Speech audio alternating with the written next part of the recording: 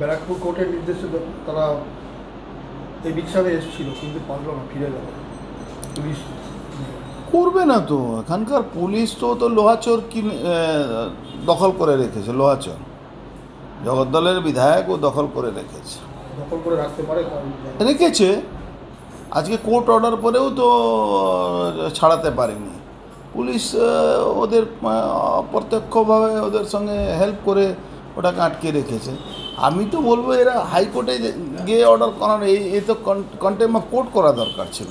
Civil court ব্যারাকপুরে মামলাটা করেছে 1988 সাল থেকে। সিভিল কোর্টে মামলা আছে, ঠিক আছে, ম্যাজিস্ট্রেটের কাছে এরা মিথ্যা গিয়ে আবার এফিডেভিট জমা করবে, কিন্তু ওরা লোয়ার কোর্টকে কোনো গ্রাহ্য করে না, কোনো গুরুত্ব দেয় না। না পুলিশ গুরুত্ব দেয়, না তৃণমূলের কংগ্রেসের গুরুত্ব দেয়। দেখছেন না সুপ্রিম কোর্টে গুরুত্ব দিচ্ছে না।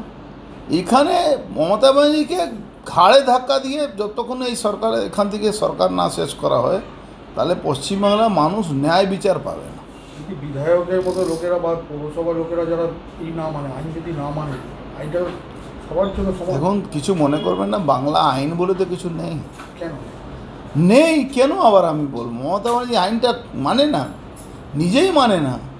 লুটের রাজ কায়েম করেছে, আইনের ব্যবস্থা নেই, শাসকের আইন আছে। দুজনকে আটক করে নিয়ে যায়। ও সব আইওয়াস আছে। আইওয়াস কেন বলছে? দুজনকে বলছি তো আইওয়াস আছে। দেখুন এখন ছাড়া পেয়ে গেছে, আর নাহলে 5 আইনে কালকে ছাড়া পেয়ে যাবে। তারা বলছে জানাবো, বললাম তো 5 আইনে ছাড়া পেয়ে যাবে, কালকে দেখবেন ছাড়া পেয়ে যাবে। আর এই যে কোর্ট থেকে যে আসলো, তারা কাগজপত্র নিয়ে কোনো লাভ নেই। হাইকোর্ট সুপ্রিম কোর্ট ছাড়া লোয়ার কোর্টকে কোনো মান্যতা দেয় না পুলিশ, কোনো তৃণমূলের নেতারা মান্যতা দেয় না। সাধারণ মানুষ একদম অসহায় অবস্থায় আছে। যাদের যাদের বিরুদ্ধে মামলা হয়েছে তারা বলছে যে না, আমরা কিছু জানি না, আমাদের কোনো জানানো হয়নি।